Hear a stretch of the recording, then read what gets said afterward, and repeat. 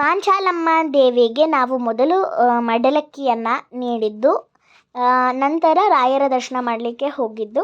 ಏನಕ್ಕೆ ಅಂತ ಹೇಳಿದ್ರೆ, ಮಾಂಚಾಲಮ್ಮ ದೇವಿಯೇ ರಾಯರಿಗೆ ಇಲ್ಲಿ ನೆಲೆಸಲಿಕ್ಕೆ ಸ್ಥಳದ ಅವಕಾಶವನ್ನು ನೀಡಿರ್ತಕ್ಕಂಥವ್ರು. ಆದ್ದರಿಂದ ಮೊದಲು ತಾಯಿಯ ದರ್ಶನದ ನಂತರ ರಾಯರ ದರ್ಶನ ಆಗಬೇಕಿದೆ. ಈಗ ಅಲ್ಲೇ ಆಚೆ ನಾನು ನಾಮ ಇಡಿಸ್ಕೊತಿದ್ದೇನೆ. ಅಲ್ಲಿ ನಾಮವೆಲ್ಲ ಇರ್ತಾರಲ್ಲ, ಅಲ್ಲಿ ನಾಮ ಇಡಿಸ್ಕೊತಿದ್ದೇನೆ. ಮತ್ತು ಸೇವಾ ಕೌಂಟರ್ಗಳಿರುತ್ತೆ. ಸೊ ಆದ್ದರಿಂದ ಅಲ್ಲಿ ನಾನು ಇನ್ನೊಂದು ಸೇವೆಯನ್ನು ತಗೊಂಡೆ. ಉತ್ಸವ ರಾಯರ ಪಾದಪೂಜಾ ಸೇವಾ ರಸೀತಿ ಇದು. ಮತ್ತು ಇಲ್ಲಿ ಹೆಬ್ಬಾಗಿಲಿರುತ್ತಲ್ಲ, ದೇವಸ್ಥಾನದ ಹೆಬ್ಬಾಗಿಲ ಮೇಲೆ ಒಂದು ದೊಡ್ಡ ಟಿ ವಿ ಇದೆ. ಇಲ್ಲಿ ಬೃಂದಾವನದ ಅಲಂಕಾರ, ಆಮೇಲೆ ಅಭಿಷೇಕ ಇವನ್ನೆಲ್ಲ ತೋರಿಸ್ತಾರೆ. ಮತ್ತು ಇದು ದೇವಸ್ಥಾನದ ಹೆಬ್ಬಾಗಿಲು, ಹೊರಗಿನ ಭಾಗ ಹೆಬ್ಬಾಗಿಲಿದು.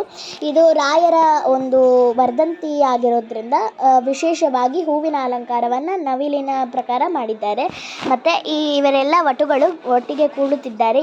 ನಾನು ಕೇಳಿದಾಗ ಅವರು ಹೇಳಿದರು, ತಿರುಪತಿಯಿಂದ ರಾಯರಿಗೆ ವಸ್ತ್ರ ಬರ್ತಿದೆ, ಆದ್ದರಿಂದ ನಾವಿಲ್ಲಿ ಕೂಳ್ತಿದ್ದೀವಿ ಅಂತ ಹೇಳಿ.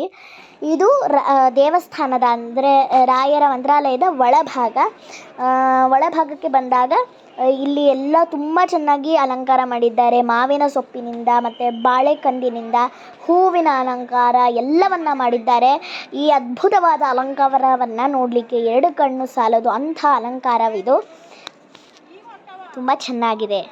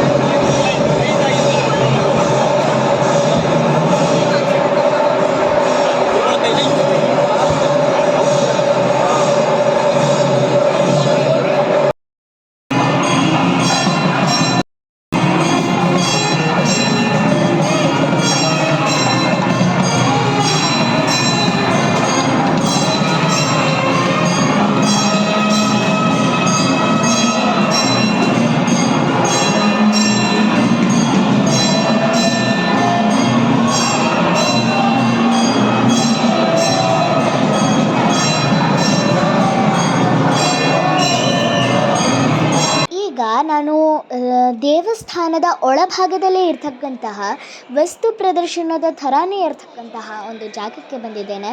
ಇಲ್ಲಿ ಮೇಲೆ ಎಲ್ಲ ಭಾವಚಿತ್ರಗಳಿವೆ. ಮತ್ತು ಕೆಳಗಡೆ ಎಲ್ಲ ತಾಮ್ರದ್ದು, ಹಿತ್ತಾಳೆದು ಮತ್ತು ಬೆಳ್ಳಿದು, ಚಿನ್ನದ್ದು ಈ ಥರದ್ದು ವಿಗ್ರಹಗಳನ್ನೆಲ್ಲ ಇಲ್ಲಿ ಇಟ್ಟಿದ್ದಾರೆ. ಮತ್ತು ಇಲ್ಲಿ ನೋಡಬಹುದು ಬೆಳ್ಳಿಯ ಒಂದು ಆನೆಯ ವಿಗ್ರಹ, ಮತ್ತು ಚಿನ್ನದ ಒಂದು ಪೀಠ, ಮತ್ತು ಬೆಳ್ಳಿಯದ್ದು ಎಲ್ಲ ಪೀಠಗಳು ಮತ್ತು ವಿಗ್ರಹಗಳು, ಮತ್ತು ಬೆಳ್ಳಿಯ ಪೀಠದ ಮೇಲೆ ಕೃಷ್ಣನ ವಿಗ್ರಹ ಕೂಡ ಇದೆ. ಮತ್ತು ಮೇಲೆ ಭಾವಚಿತ್ರಗಳಿವೆ.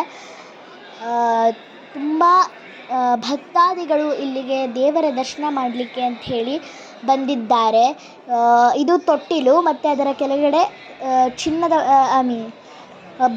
ಒಂದು ಬೆಳ್ಳಿಯ ಪೀಠವಿದು. ಮತ್ತು ಇಲ್ಲಿ ಬೃಂದಾವನಕ್ಕೆ ಸಂಬಂಧಪಟ್ಟಿರ್ತಕ್ಕಂಥದ್ದೇ ಇದೆ. ಒಂದು ಮ್ಯೂಸಿಯಂ ಇದೆ ಇನ್ನೊಂದು ಅದರ ಪಕ್ಕದಲ್ಲಿ, ತುಂಬ ಚೆನ್ನಾಗಿರ್ತಕ್ಕಂಥದ್ದು. ಮತ್ತು ಇದು ರಾಯರು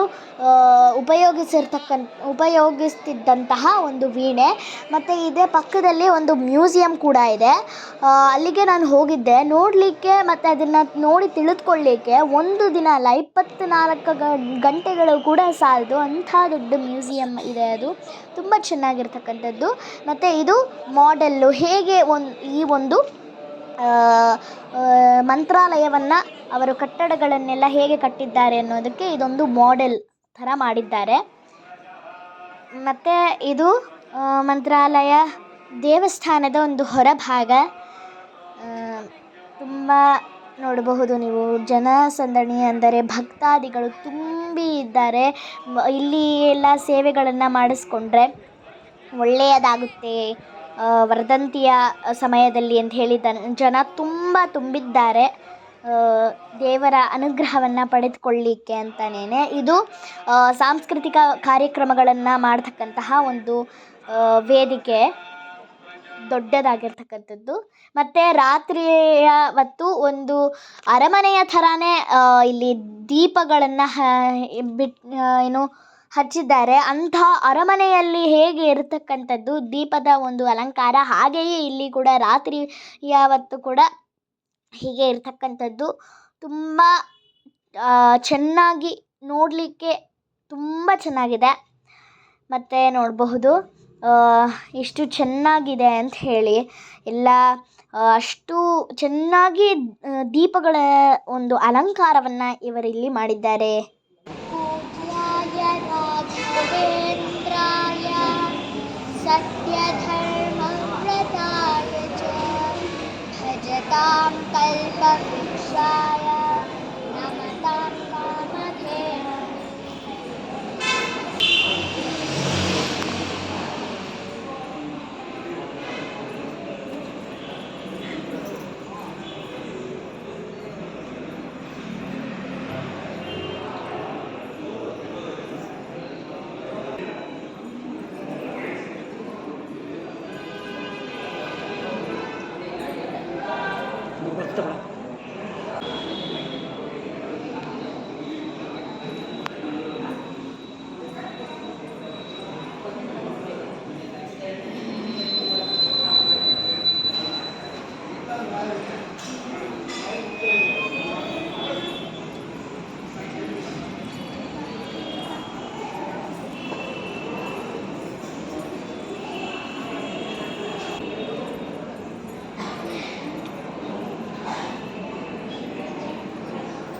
ನೈದಬಹುದು ಪರಿಗಣನೆಯನು ಮಾಧವನಾನಂದಾದಿಗುಣಗಳ ಅಗಣಿತವೆಂಬುದೇ ಫಲವಿದು ಬಾಳುವುದಕ್ಕೆ. ಮತ್ತು ಭೂಮಿಯಲ್ಲಿ ನಾನು ಬಂದರೆ ಮತ್ತು ಪರಮಾಣುಗಳು ಅಂತ ಒಂದಿಷ್ಟಿದೆ. ಮತ್ತು ಇವತ್ತು ದಾರ್ಶನಿಕ ಪ್ರಪಂಚದಲ್ಲಿ ಅತ್ಯಂತ ಮೇಧಾವಿಗಳು ಮೂರ್ಧನ್ಯ ತವರಾದಂಥವರು ಅವರು ನೈಯಾಯಿಕರು. ಮತ್ತು ದಾರ್ಶನಿಕ ಪ್ರಪಂಚ ತುಂಬ ವಿಸ್ತಾರ ಆಗುತ್ತೆ. ಆದರೆ ಭಾರತದಲ್ಲಿ 2 ಥರದ ದಾರ್ಶನಿಕರಿದ್ದಾರೆ. ಒಂದು ಆಸ್ತಿಕರು, ಇನ್ನೊಂದಿಷ್ಟು ನಾಸ್ತಿಕರು ಅಂತ. ನಾಸ್ತಿಕರು 6 ಜನ, ಆಸ್ತಿಕರು 6 ಜನ. ನಾಸ್ತಿಕರಲ್ಲಿ ಒಂದು ಚೆನ್ನಾಗಿ ಮಾತಾಡ್ತಾನೆ, ಅವನಿಗೆ ಚಾರ್ವಾಕ್ ಅಂತ ಕರೆದಿದ್ದಾರೆ.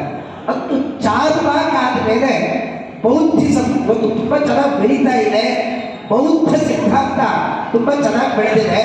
ಆ ಬೌದ್ಧರ ಶುದ್ಧೋಧನ ಮಗನಾದಂಥ ಬುದ್ಧ 4 ಜನ ಶಿಷ್ಯರಿಗೆ 4 ಒಂದೇ ಪ್ರಮೇಯ ಹೇಳಿದ್ದು ಒಂದಾದರೂ ಕೂಡ 4 ಜನ 4 ಥರ ಅರ್ಥ ಮಾಡಿಕೊಂಡ್ರು. ಅವರೇ ಸೌತ್ರಾಂತಿಕರು, ಯೋಗಾಚಾರರು, ವೈಭಾಷಿಕರು,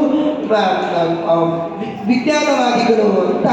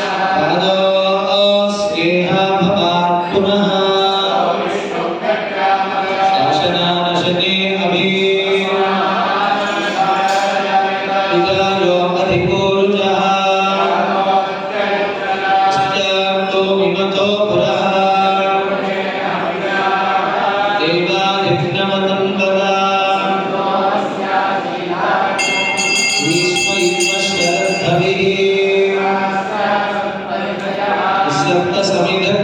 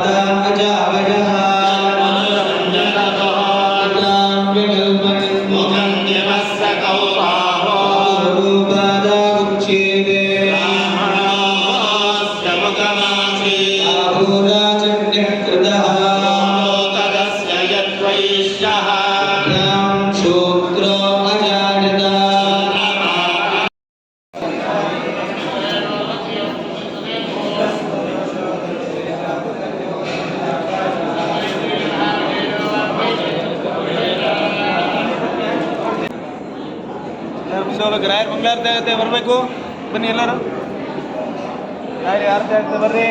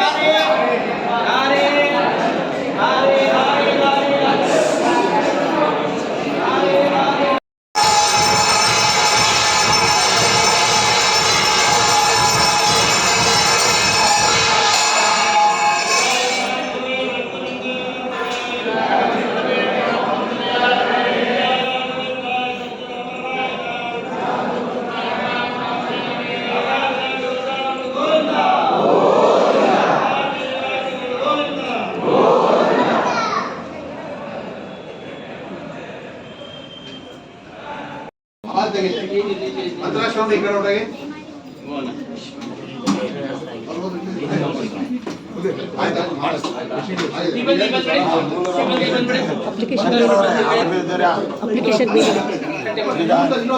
ದಿವಸ ನಾವು ಮಾತಾಡಬೇಕು ಅಂದ್ಕೊಂಡಿದ್ವಿ. ನನ್ನ ಫೋನಲ್ಲಿ ಬೇಡ, ನಾನು ಸದ್ಯದಲ್ಲೇ ಮಾತಾಡ್ತೇನೆ. ನಮ್ಮವರು ಮಠದವರು ಬರ್ತಾರೆ, ನಿಮಗೆ ಭೇಟಿ ಮಾಡಿಸ್ತಾರೆ. ಮಂತ್ರಾಲಯದಿಂದ ಪ್ರಸಾದವನ್ನ ಸ್ವೀಕರಿಸಿ ಹೊರಟೆವು. ವೀಕ್ಷಿಸಿದ್ದಕ್ಕಾಗಿ ಧನ್ಯವಾದಗಳು.